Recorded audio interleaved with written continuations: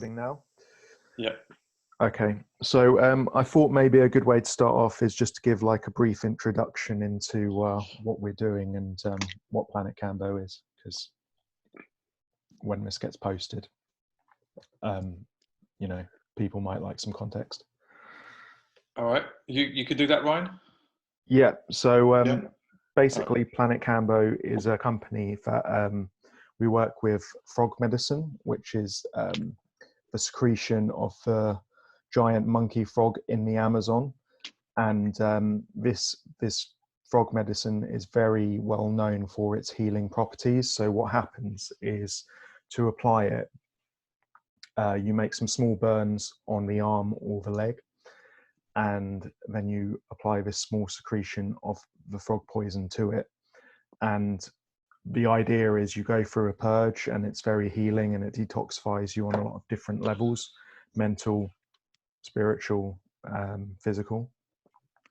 And at the moment, because of the coronavirus, we're not really able to run our weekly sessions or ceremonies. So instead, we're having this get together and this podcast to kind of replace that community feel that we normally get from the ceremonies themselves. Is there anything you'd like to add to that, John? No, I think you summed it up well there, Ryan. So yeah, I mean, I think most people tuning in will know what Kambo is, and may well have been to one of our ceremonies.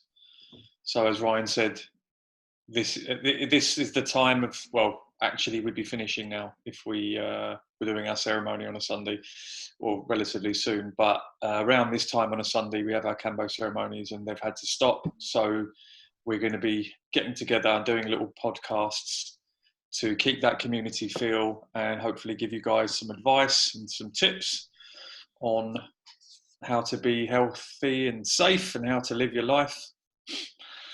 And yeah, so this first podcast is really just a little intro. I guess the topic is going to be coronavirus and how we're all coping, and any ideas and tips that we can give you. Yeah, great. So just as another little note, if anyone wants to add something, just feel free to kind of speak up or raise your hand in the chat group, and then we can go around and speak to people individually. But so I guess I'll just pitch this question broadly to the group. How is everyone finding coronavirus? Like, what is everyone's reaction to it? How are they coping with the circumstances? Because I mean, this hit us, just as another point, this hit us pretty quickly. We were actually planning to have a Kambo retreat in Devon this weekend, which was supposed to be 3 days. And up until a week ago, we still didn't know if it was going on. I mean, all the signs looked as though it probably wasn't going to happen. And then we formally essentially got locked down by the government. So it's good to know how's everyone been coping with the situation. I hope everyone's got toilet paper. Which seems to be the number one on the list of many people. For no reason, there's no clear reason even why that's the priority. It's been very debated, actually. less so than water or food sometimes, but yeah. It's crazy what happens in society when kind of fear and comes over you. The thing that they run to is toilet paper, that security.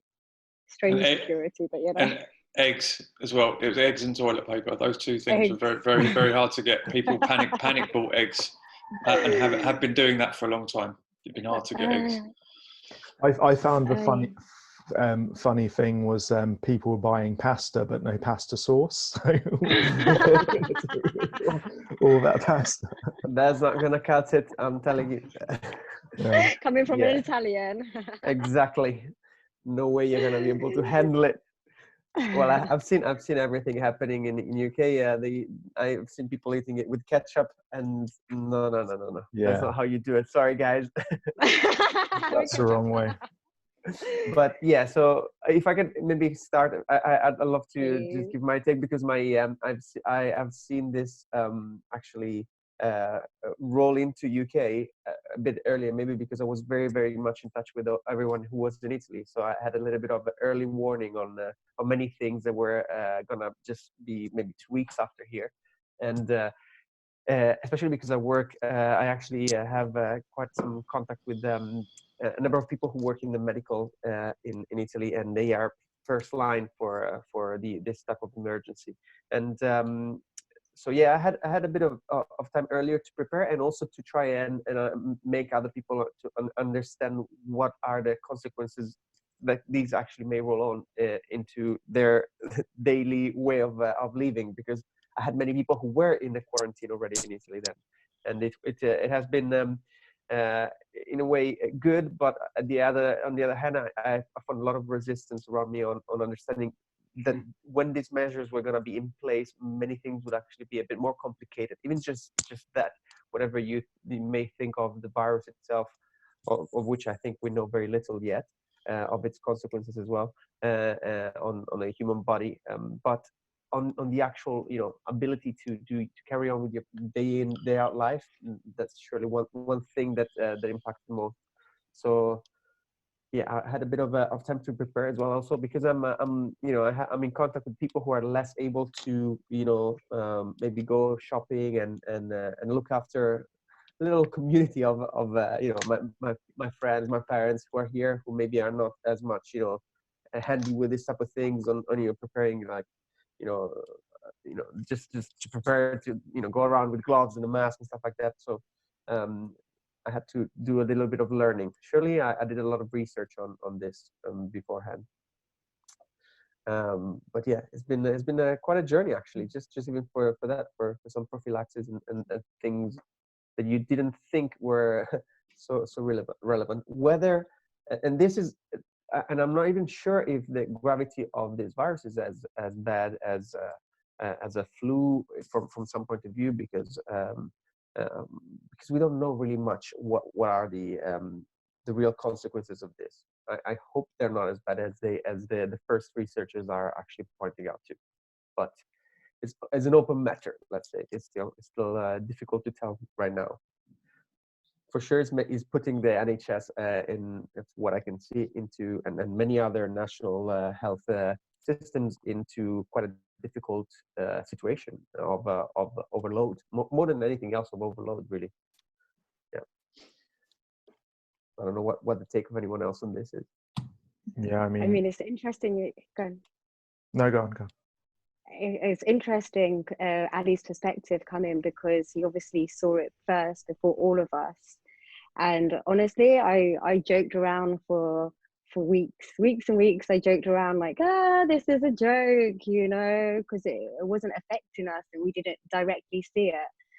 And I think it's until the gym started closing down and everything started to slow down slowly, like it started to realize that as much as we are in this practice and we can see the clearer picture, is that we need to come down into our physical bodies and ground.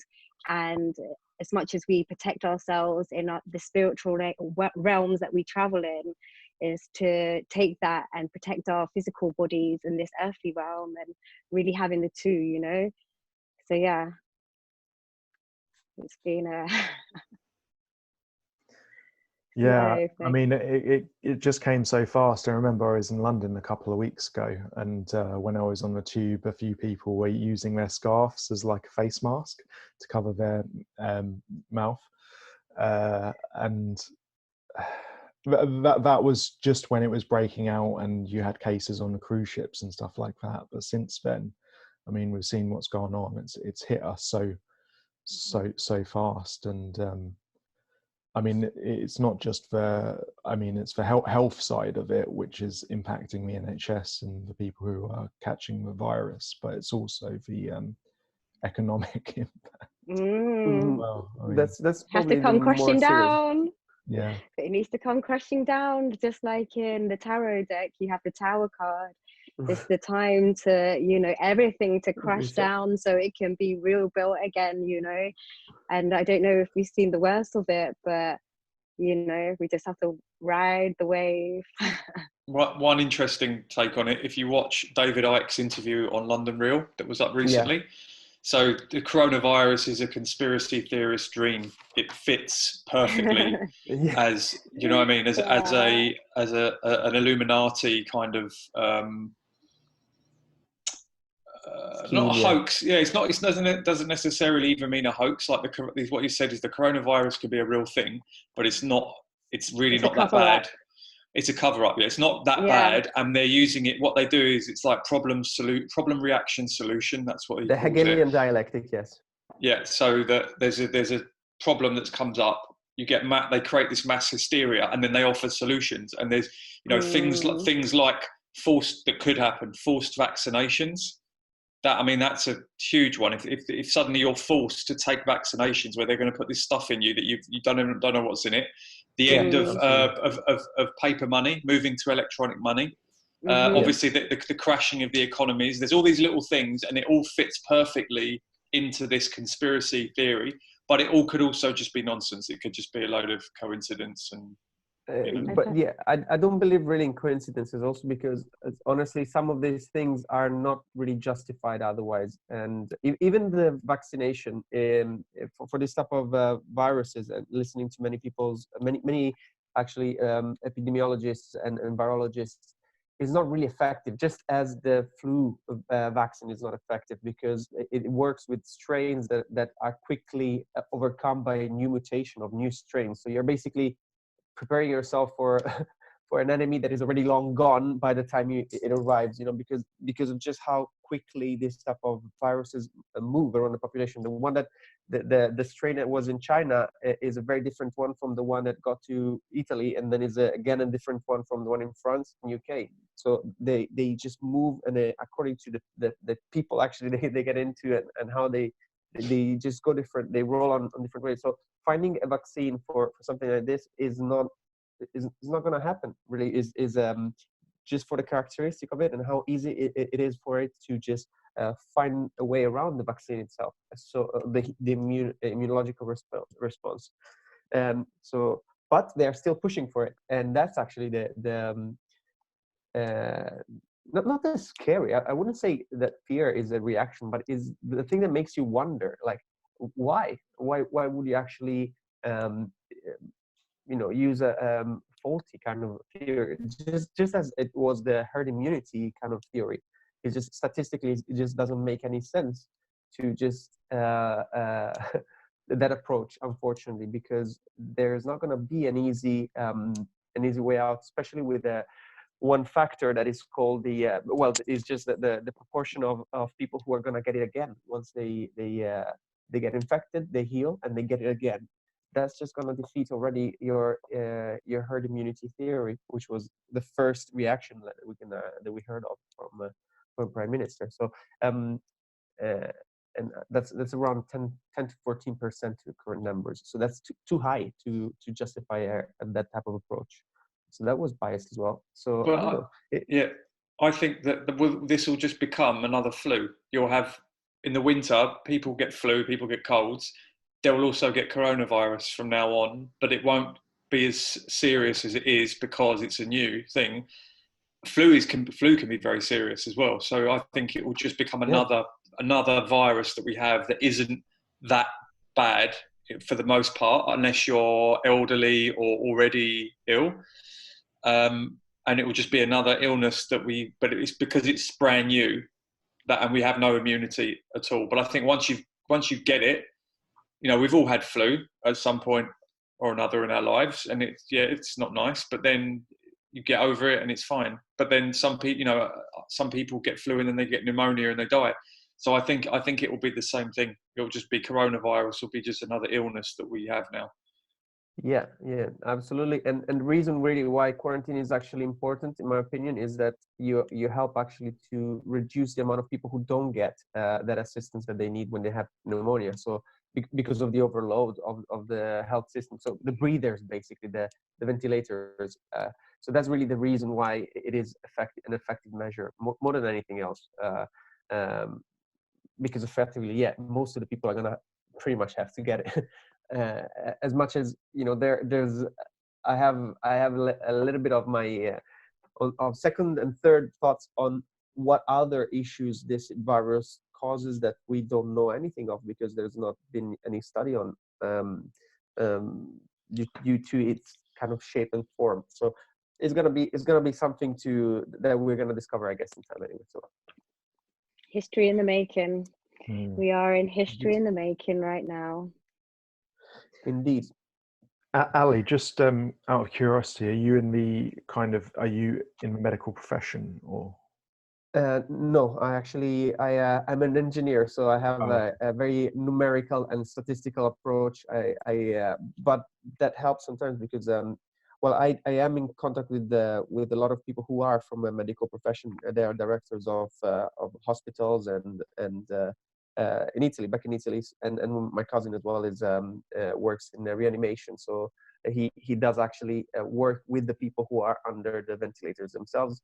And the first news ahead of this was effectively that this is a wartime-like situation, and they're completely overloaded. They have people everywhere in the corridors, and they're coming more and more and more. Now I guess it's even worse than it was 2 weeks ago, just looking at the numbers. And to really take seriously the don't go out kind of precaution suggestion that is being given out, because that is what is going to help them handle better the ebb of this issue.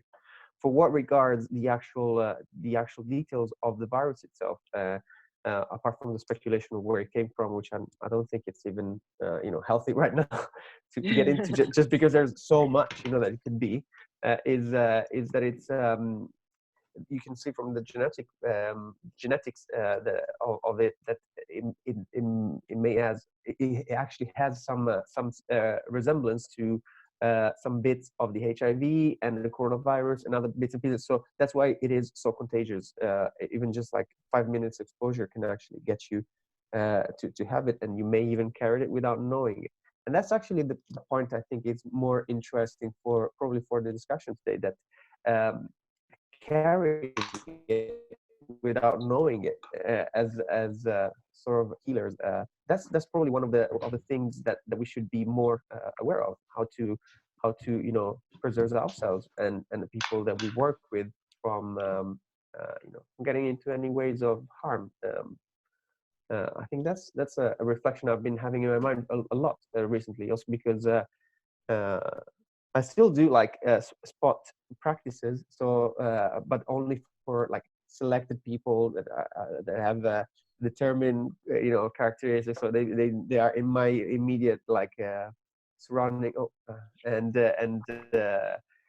But it's tricky. So the selection of how to make it happen is definitely something I would like to hear your opinion about, guys. I actually have a question for you, Ali, about the what's going on in Italy, and why do you think that is risen again? There was recently an issue with the data that they actually are issuing out officially. So there's a number of factors that they count that may not make it actually correct. The number of deaths are like is pretty much the only thing we know, not for sure, because again number of deaths. Many people count people who are coming with different kind of illnesses and also have the coronavirus, but maybe they die of a heart attack, and that's counted anyway. What I understand now as a coronavirus death, which is probably not correct. So the amount of people who essentially just die purely of corona death is probably quite low, to be fair. It's usually the cofactors that come in, other type of illnesses that actually take out the elderly or the person who is not very in a healthy state.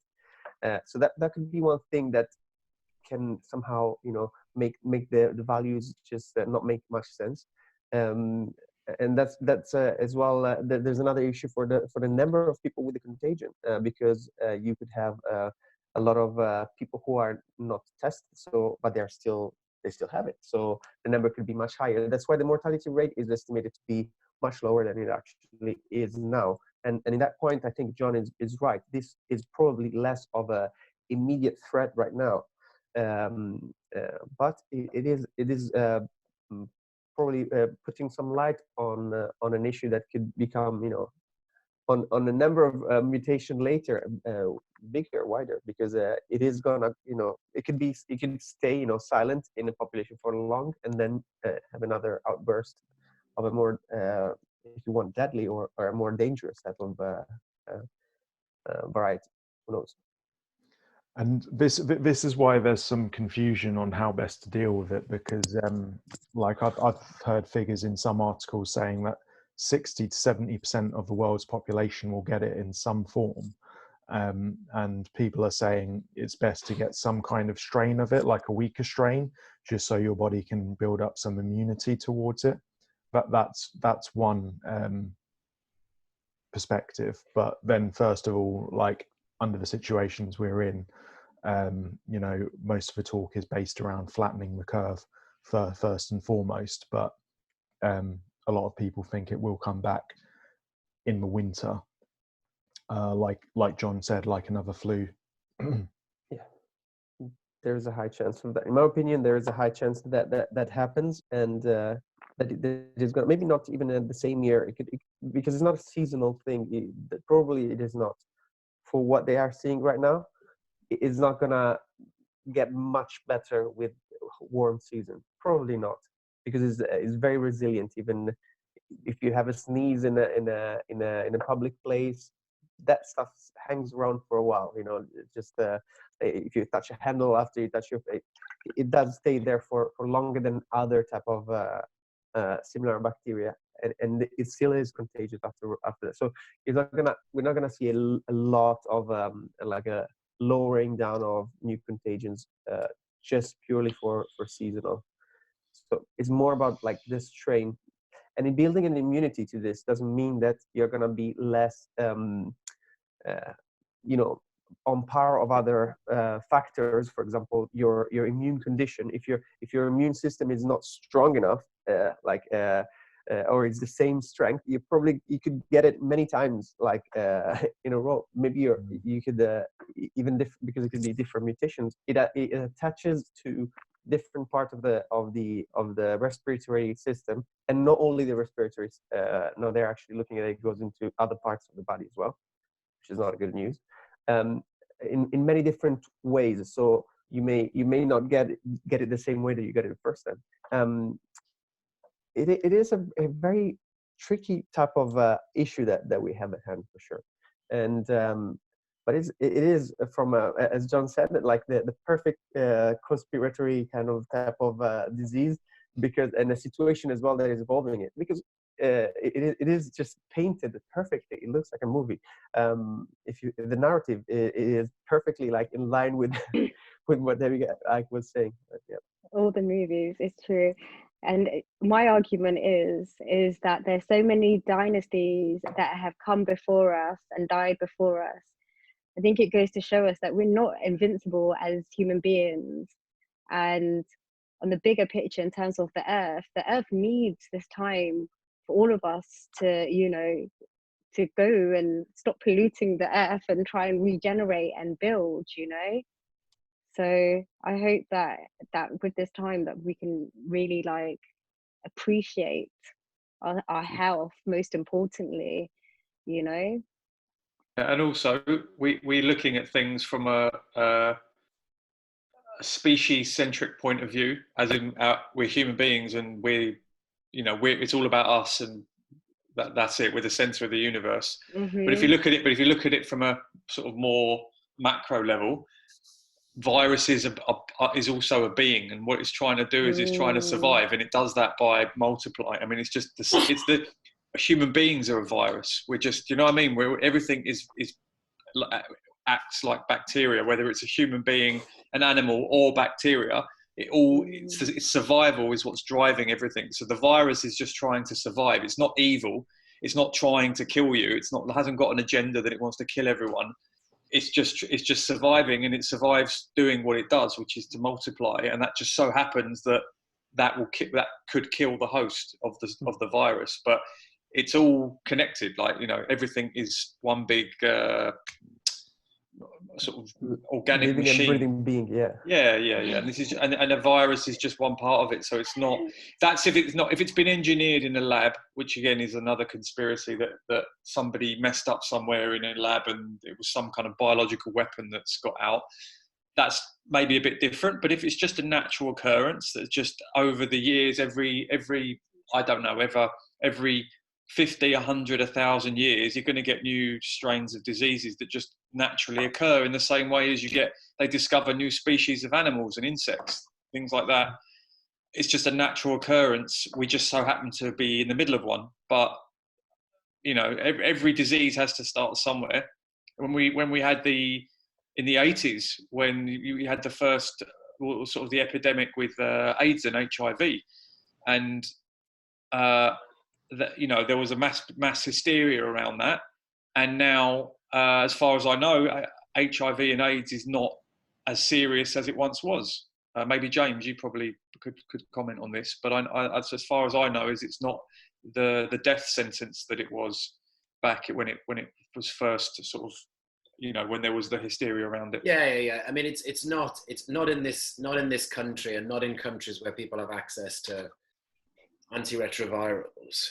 So if you have access to antiretrovirals, then you have access to the same lifespan as somebody that is HIV negative. But obviously, people are still dying of AIDS around the world because their access to that medication is built on economies where pharmaceutical companies expect X amount of money to provide X amount of medication, and people can't afford the access to those things. So, it depends on where you live in the world as to whether or not you can live in the same way that somebody, an HIV negative person can.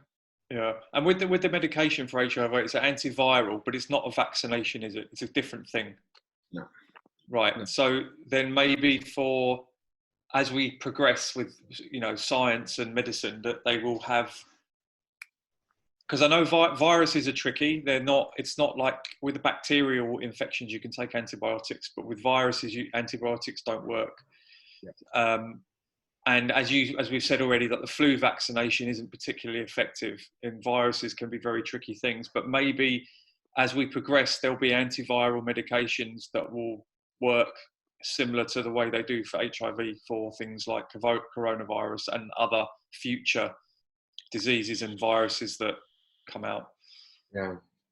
I mean, in the same, I think, when HIV's potency, when it began, instances of HIV infection have been tracked back way before the 80s. So, people have been exhumed that have died from, pneumonia. They've been exhumed, and then it's been found they were HIV positive. We're talking about, I think the earliest case might have been the 60s. But when HIV started, the potency of it, it changed over time, because of course that's nature, as Ali was saying. Viruses evolve and mutate and shift, and in the beginning, HIV's potency, the potency of HIV is different to I'm not saying it's not potent now, but it's changed. So in the beginning, it was incredibly potent, but obviously as it's spread and over the years and now decades, you need so much more of it, of an HIV infected blood to be able to get it, rather than, the evolution of that virus has grown as well over 30, whatever it is now, 30 years as well. So it is not the same as it was 30 years ago. And I guess so it's not as contagious, you mean? No, I mean, so in the beginning, you would have needed, the potency of it was such that you would have needed less points per, milliliter of blood to become infected, because it was so kind of, virulent. But that's evolved over time, of course, because there are, the other factors of people's immune systems coming into play and the way in which it's treated. So now, nowadays, there's this, you need a large quantity of really high viral load HIV plus an entryway into the body to be able to get it. So it's changed, drastically in that respect. And I guess I have a comment about that, if I may. I think there's an interesting lesson that we can learn from what happened with the HIV contagion for this situation in particular. There has been a lot of controversy on especially the testing for the HIV, which is apparently, according to even some recent studies, it makes a difference. You come out positive or negative according to how you read these tests. So there is, and you could be positive in a country and negative in the other. And I know it sounds crazy, but I actually looked into this, and maybe James can actually help me if you know anything more of this. But so what happens is, because of this reason, you have actually you end up having a bit of an ability to even how you say, boom up the number of even false positives, so make the issue bigger than it is, and that allows for more funding to come, and then especially from the WHO, and allows more powers to come as well with it. And I think this is something that we need to be very careful that may be happening as well here. With this coronavirus, the mortality rate of this virus could be much lower than they actually a little bit in a panicky way trying to push. I'm not saying that it doesn't actually cause other issues to people, but the actual final result is that it could be less of a harm than it actually is. So only specific parts of the population are actually in life-threatening danger. But this allows many measures, overreactive measures, to take place, and just because of the Hegelian dialectic we were talking before, the fear, the reaction of people, and the prompt solution of the government with maybe draconian measures in times like some of that were mentioned before. So I think that we may see a pattern here for similar type of situation just happening, rolling out in front of our eyes just now, and it's something that we need to be a little bit at least aware of, because that will definitely need to be something that help us understand how to correctly behave accordingly. I think that's very interesting.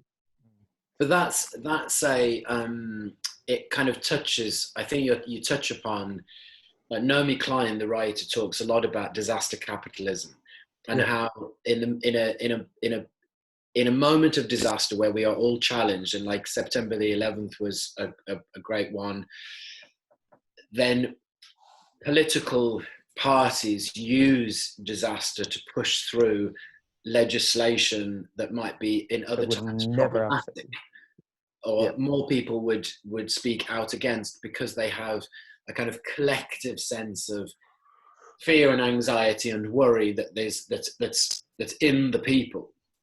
And I mean, and there's suggestion of that at the moment, with that this is happening at this moment, and then there's the government are having to draft legislation, put it through. About these, there was one, I think this was this morning or yesterday, about powers of detention, being able to detain people that they suspect are infected, and it's less about this moment of what that means, but actually how long legislation like that suddenly stays in effect for after this has passed, and we suddenly find ourselves being legislated for in a moment when we are no longer in that moment, but yet we've kind of given up another part of our civil liberties, if you like. I think with that kind of legislation in the UK, at least, they were talking about having to renew it. So if they are having to put in emergency powers like that for the police to detain people, that would only last for a certain amount, say 6 months, and then it would have to be renewed by, I actually read the legislation, the coronavirus bill, and it doesn't mention an amount of time. That's the worrying bit. It just says a limited amount of time, but it doesn't say how much. Was Not that a for week, the not a UK? month. Yeah, for UK. Okay. And there's an interesting article, and I could share, and that makes a comparison of other bills that passed around the world with this situation, that show similar, really harsh kind of measures uh, on your freedom of movement, but also on your freedom of speech, of having an opinion that is different about what the mainstream, if you want, opinion on the virus is gonna be, or it is already, although it's quite confused at the moment. But so actually, it could be passed as a form of a misinformation, and that for precisely our trade, if you want, in our I don't know how you want to call it. Maybe it's alternative medicine. I call this 100% medicine, Kambo itself. It could be troublesome because if you disagree with the for example the mortality rate, or you actually do your own research and you figure out that some things are actually not correct, that are been saying in the mainstream channels, you could be in trouble under these laws, and that's very interesting and important to keep in mind. So yeah, this is the moment to say no to this type of legislations in a very loud voice, because if you just disregard it, it may stay. It just may stay as it is, and it's definitely a tool. So you mean if you disagree with some of the official figures, like on the mortality rate, then you can be in trouble? Yeah. Really? No, yeah, you could be in trouble if you. I actually need to go back to the bill. There's a part where it talks about misinformation. Misinformation. So like basically spreading of fake news, sort of. But how do you define it? Like, who's the judge of that? Is it the same people who were like proposing a herd immunity, which is a statistical nonsense? I don't know. I mean, you basically it is a limitation of your right of having your own idea based on the facts that you see with your own eyes, and not just going along with the with the herd. Yeah, if you want to put it that way. Yeah. Yeah, the liberty argument on this is pretty interesting as well. I mean, just as a kind of topic, how does everyone kind of feel about the way the government has dealt with it? Are you kind of happy with the way it's been handled, or do you think it was too slow, or what are your thoughts? I think it took a while, personally, from Boris Johnson to come to that place. I think his initial response is his idea to retain this economic base, this foundation, to keep everyone in place, in jobs, essentially, to stabilize the economy. But I think he changed his decision only because of pressure from the economic union, only because of pressure from Italy and France. They were doing the same thing, and he was forced to make this position to say, now everybody come in, you must stay home, there must be a lockdown. So that's why it happened. I mean, it's for the best, obviously, but I think the initial response from the government said it all. They didn't truly care about limiting the exposure, but so much so that as much as they did for the economic powerhouse of the country. I think there's just a problem with the priorities there. Even though the final decision was the right one to create that lockdown, but it was more the case that there was pressure from the European Union to begin with to make that decision. I mean, he was very vague, and he's been very vague. This is the issue that I've had with Boris Johnson. I understand why he's done this slow approach to stop people going into complete hysteria. But in terms of his vagueness about who should go to work and who shouldn't, I think that's too vague. Even now, because, there's workers out there drilling streets, and there's people giving driving lessons, and at the same time there's essential workers that need to go to work, that people need. So I feel like he needs to be less vague in terms of the working. And what my neighbor actually highlighted to me, he was like, he's waiting until the new tax year to make his moves, so. Well, he announced it. He actually said that it would be ideal if the lockdown was going to be, this is actually 2 weeks ago, 1 week and a half ago, sorry. Lockdown would start ideally from Easter holidays, so we could actually, it was trying to push it, but you know, it doesn't work the way you want. Unfortunately, it doesn't. Yeah, I think Who believes that he's actually, got coronavirus? yeah, no, that's even more fun. And honestly, on that matter, I really don't understand people who are, you know, cheering the fact that he got it. It's I don't get it. Like people are very callous recently. I noticed this type of thing. This situation is revealing a lot of people's true face, or companies' true face, or you know, it's really a revelatory kind of event. It's really allowing it to shed a lot of light on many situations. And I guess this is happening in a macro way and in a micro way, like both on big systems, but also in your family life. It's really bringing back a lot of the of what's what you have been avoiding for a long time back to the surface. You just have enough time to do it, and you really have to do it. A bit like Kambo, actually, from that point of view, if you think about it. Yeah. But yeah, there's a lot to say about the time of reaction. Actually, at the beginning, it was so slow. I was thinking this was malicious. Like you're really trying to get as many people as you can in trouble, almost to, you know, problem reaction solution, to have a big enough problem that you could really go hard on the measures. I was really not paranoid, but like listening. This is not logic. This is not the logic way you behave when you have, you know, at your door, like literally the other side of the channel, people who are like starting to feel really sick, and even just a health system, public healthcare system that is not able to cope with it. Why do you want to put that pressure on your healthcare system? I just wouldn't. It's money. Go on. No, you go on, Natalie. I know. I was just going to say it's money in the economy, really. But carry on. Well, because I was just gonna, because it was I was reminded of the other day of that expression, which has kind of come to me like now in this moment, but it was you know, a deeply kind of spiritual friend of mine many years said, it's the duty of those who come before to look after those that come after. And when all of this began, I was in conversation with Leila, Ali's sister, in Lombardy in Italy.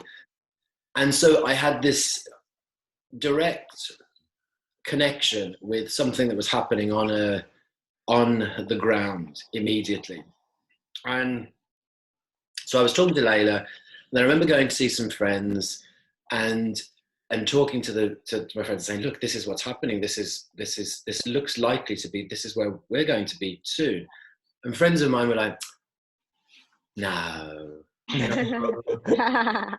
was like, no. No. I think we were all in disbelief. You know, it's going to be like, you know, we're going to have the Easter holidays off, and then the kids will all be off together. And that's when it's all going to happen. I was like, I'm not quite so sure that's, you know, and I think there's something about like humankind where, rather than like, that there was this beautiful letter written by an Italian novelist, published the other day in the papers, writing from the future, like our future, to us, to say, this is where we're at, this is where you're going to be at. It's very touching.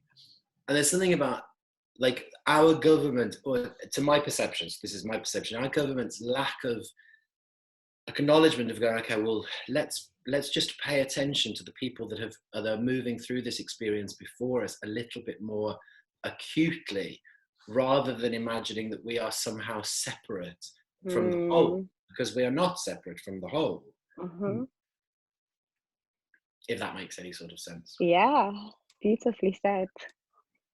And I think a lot of people, it's breathing like a way of life. Like we all didn't want to accept that everything was changing, and we're getting away from routine and our day-to-day life. And when people are saying you're not allowed to do this, and we were all above it and saying we'll be okay, and we had all the information there. It was weeks of information. We had stats, we had everything, and people are still saying no, it'll be different.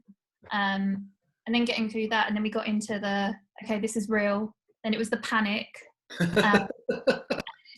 Going through these like waves and cycles of things to a point of where we just have to sort of accept this is how it is, and that things are, it was all about control and how we don't have the answers, and having to do things differently again. And it's things like we have our Sunday ceremonies and how there's a structure, we know how that works, and just when it's taken away, like it's the things of like having contact with people, being able to touch people, and seeing your friends, and all of this coming away, it's about finding connection again.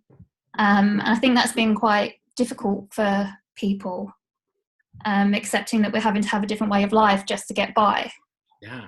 And that's where surrender comes into play, you know, because we try to fight it, and fear comes in all different forms, from conspiracies to, you know, burying our heads in the clouds.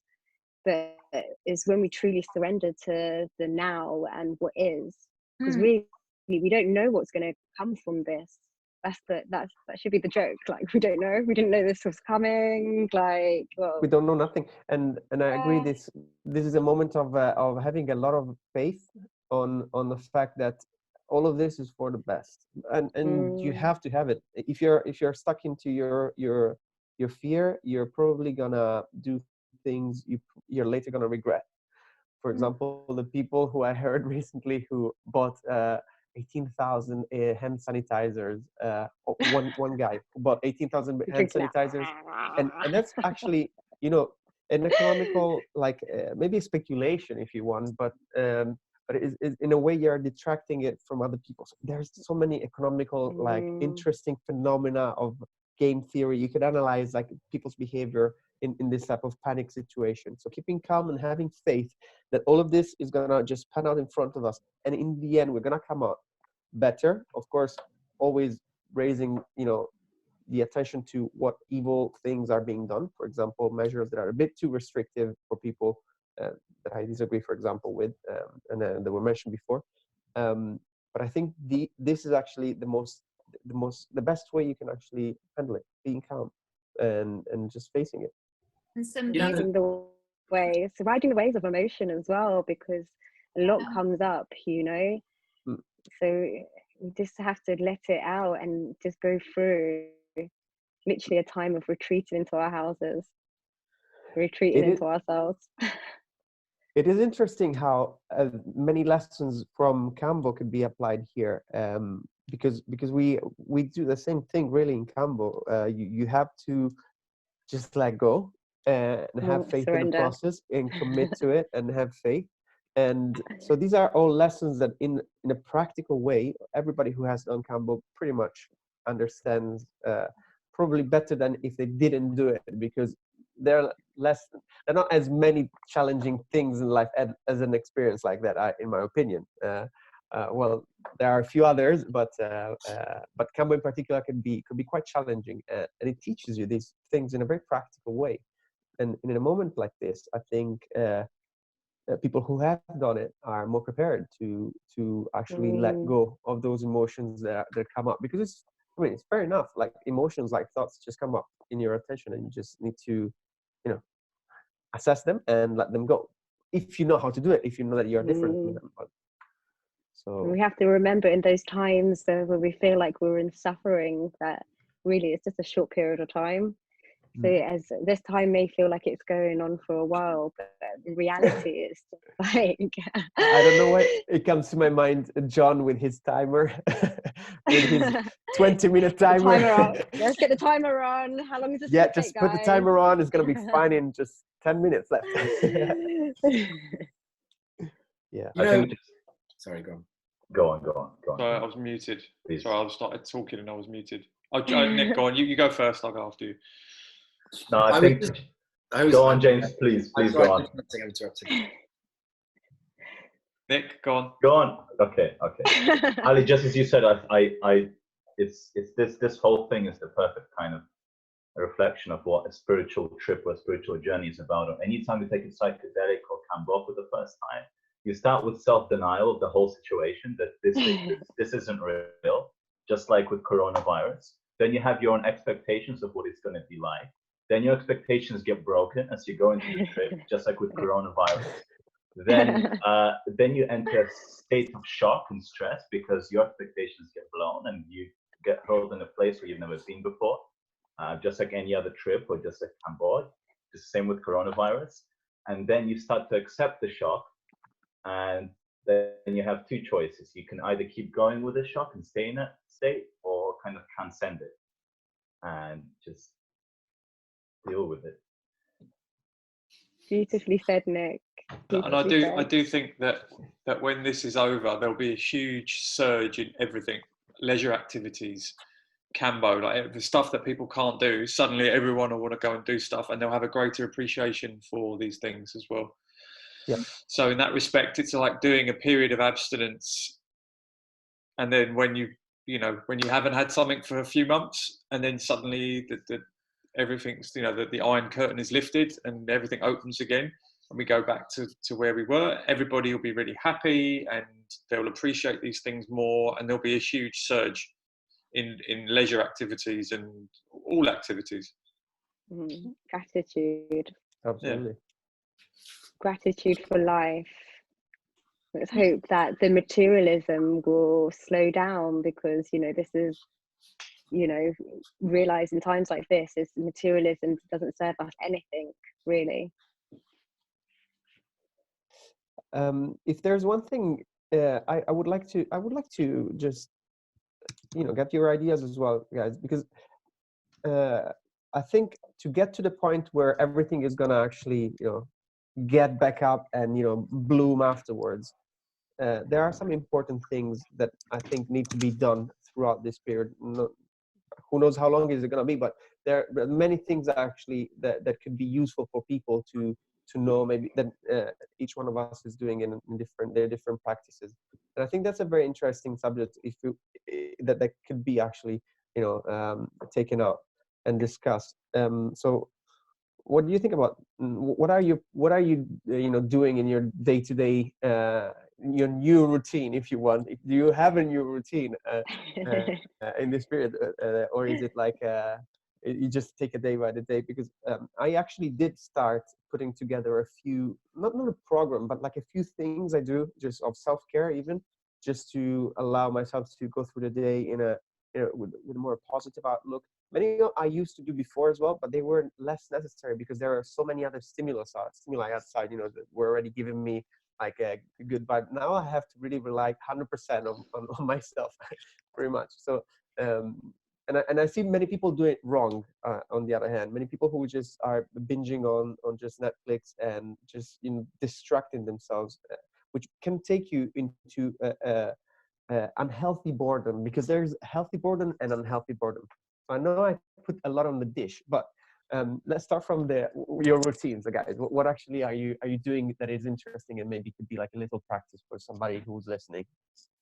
I was going to say, what I've loved is how much online, how it's moved to online. So I try to keep up a yoga practice, but actually having someone live doing it with you, I'm more likely to take part and to do it. So this morning, Natalie did an amazing Cacao Ceremony. So we were all connected, and the energy still came through. Feel it. Yeah, you can feel it. It's true. I was there. Yeah. So you can still move these practices online, and people are having to use their brains in a different way to be more creative and testing things out and experimenting. And it's been really good, having meditations, things like that, just having a routine that works for you, because we're all sort of trapped in a routine of work, which has been taken away from us again. So finding a routine that works for you, and taking time to rest. We can't heal unless we're resting, and most of the time we're in that I've got to do this, and rushing around, and that London life, and we're never really fully letting go and healing unless you come to our ceremonies and do Kambo and things like that.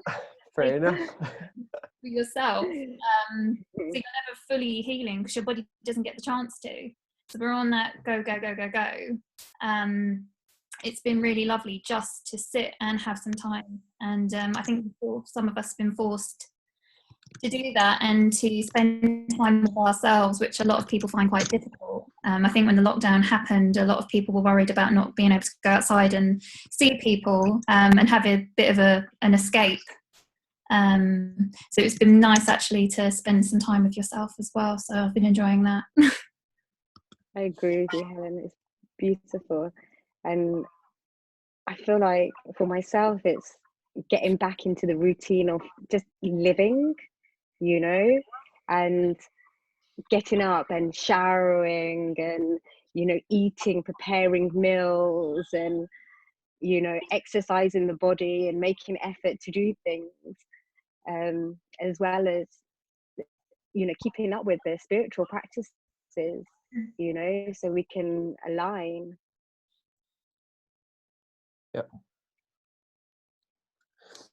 If I can give a few hints of things that I gathered maybe on my day to day, apart from things just to stay healthy, really, which are a few basic indications I received from my doctors in Italy, and on having a large amounts of vitamin C, which is I usually take, but I actually upped on that as well, and a few other, just, well, from a dieting point of view, probably it's a good idea now if you help your body to just stay healthy and not binge on too many things. Whatever type of dieting you choose in the end, it should include a lot of veggies for sure. And I know that I'm gonna have a lot of there's a lot to say about that as well, on eating live foods. I actually started enlarging, doing some forms of fasting as well in this period. I have a lot of time to do it. I don't have to do a lot of movement or physical activity, so I can actually work with it a bit better. And it's a very good way to actually cleanse your body without doing much, and to let your body actually have that recovery time that you were talking about, Natalie. If you can't do Kambo, if it's not accessible for you, because you need to know how to do it, but fasting, especially intermittent one, maybe to start with, could be a good way. For example, now I actually switched to 1 meal a day in the evening. That's it. And as much as I enjoy a lot my cooking, I cook for other people, not for me. I cook 1 meal a day, and then I cook for other people. And then, for example, for my father, and he pretty much almost every day receives something cooked, nice and healthy. And that's as well a way to interact. Although I can't see him, I leave it at his door, but it's actually a way to have an excuse every day. Yeah. Can I get a meal as well, please, Andy? On that, yeah, of course. I can bring you some. Yeah, of course. But yeah, you're right, Natalie, as well. Some meditation practices or yoga, they really add on to stay calm. And that calmness is that we were discussing before, is really what's gonna, the boat that you're gonna use to sail through this period, you know, just staying out of your thoughts and your especially negative ones, which can happen. I mean, of course they can happen. We're bombed. I'm very lucky. I don't watch news because otherwise I would be probably freaking out by now, like many people probably are, buying toilet paper and stuff like that. I also agree with you, Ali, about the fasting. Fasting is a great way, especially because there's been a few bugs going around. Because I got like a stomach bug. I heard that was a stomach bug going around. I think you got it as well, John. Yeah. But one of the ways that I dealt with my own stomach bug was to fast, and my daughter got it as well, and we fasted through it because, you know, that gives your body the energy it needs to fight off the viruses naturally. It also so starves the actual bug itself. Yeah. See? You're actually starving it off. Fasting's amazing. Yeah, you can do water fasting and dry fasting as well. Like dry fasting is brilliant because it's like you get into such a meditative, calm state where you can even meditate or do anything, and you don't feel hungry because your digestive mode is shut off. You don't drink any water. You don't feel hungry. You don't want to drink any water. You feel calm, serene. You can't be put in a state of stress. Your blood pressure drops, but to a safe level, and your body just heals much faster. And even if you do like 18 hours a day of dry fasting, you know, you eat a meal at midday and then next morning you eat again. That's it. That's already a great result, and it's so nice. Even doing anything on it is wonderful. So it's perfect. Yeah, I mean, one of the ways I've been trying to stay sane is not fasting, but just kind of sticking to kind of like a monk style diet where I'm eating lentils and chickpeas and tuna. So just, I don't know, just going for a more healthy kind of diet. Right, I think we're coming up to the 1 hour mark, and we've got a good deal of discussions in there. So maybe this is a good point to start thinking about wrapping up. We can continue this next Sunday. Yeah. Absolutely. Has anyone got any final thoughts before? I do. Go on. Going, darling. I've got one last one. Well, because it was Natalie or Ali popped this into my mind earlier. When I spoke to Layla, so this is probably like 3 weeks ago. So before we're in lockdown and all of this, I remember having a chat, and one of the things she said was, "This isn't about me. This is about my responsibility to something beyond myself. So this is about protecting people that may be immunocompromised or the elderly.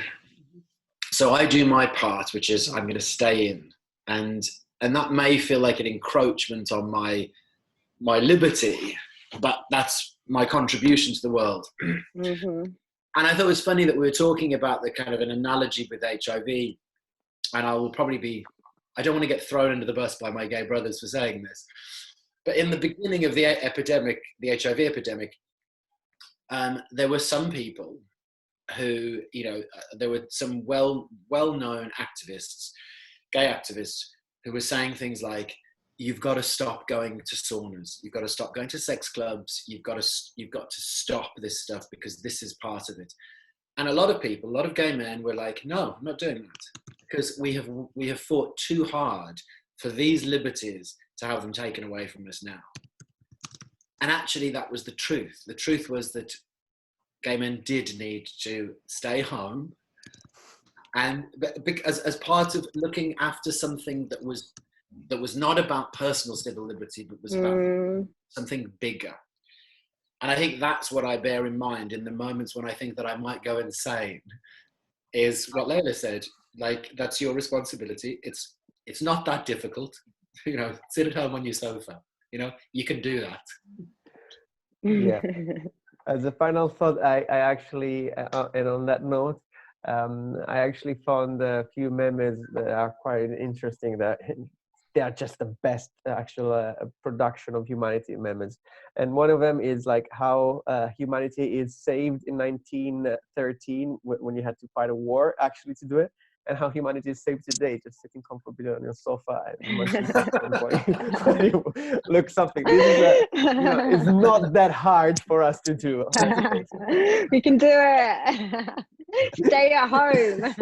Well, compared to fighting a war, it's not that hard, but it does get difficult after a while. It's not that easy. Of course, but it's an inner battle. Yeah. But that is the biggest battle that we actually face, is the war within our heads, and that's why people are finding it so difficult, because when they're going inside their home, they have to battle the war in their heads, because you're in the four walls. Yes. I absolutely agree, and it is a spiritual battle, more even than in our heads. It's, if you want to go deeper there, but that may be the content for the next episode. To be continued. Exactly. Good place to wrap it up then. Okay, thank you guys, and it's been an interesting conversation. Thank you. Look thank you very much. More of these. Thank you. Take care. Cheers, guys. See you later. Stay safe. Thank you. Love the meeting. Yeah. Thank you. Bye-bye. Bye-bye. Ciao, ciao. We're still here.